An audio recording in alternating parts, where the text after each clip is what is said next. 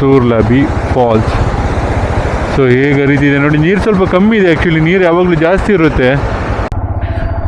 Finally ಕೋಟೆ ಬೆಟ್ಟ ಆಯಿತು. ಚೆನ್ನಾಗಿದೆ, ವೆದರ್ ಸಹ ಚೆನ್ನಾಗಿತ್ತು. ಸೊ ಫಸ್ಟ್ ಟೈಮ್ ವಿಸಿಟ್ ಮಾಡಿದ್ದು, ಖುಷಿ ಸಹ ಆಯಿತು. ಸೊ ಒಳ್ಳೆ ಎಕ್ಸ್ಪೀರಿಯೆನ್ಸು.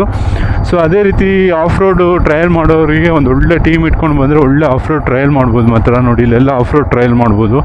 ಸೊ ನನ್ನ ಮುಂದಿನ ಪಯಣ ಬಂದುಬಿಟ್ಟು Surlabbi falls. So Surlabbi falls ಇಲ್ಲಿಂದ 10 ಕಿಲೋಮೀಟರ್ ಆಗ್ತದೆ, ನಿಯರ್ ಬೈ ಓನ್ಲಿ.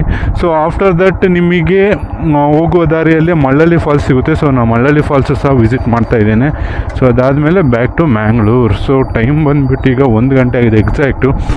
ಸೊ ನಾನು ಸೂರ್ಲಬಿ ಎಲ್ಲ ಮುಗಿಸ್ಕೊಂಡು ಮಳ್ಳಳ್ಳಿ ಜಾಯ್ನ್ ಅಲ್ಲಿಗೆ ಹೋಗುವಾಗ 3-3:30 ಆಗ್ಬೋದು ಐ ಥಿಂಕ್.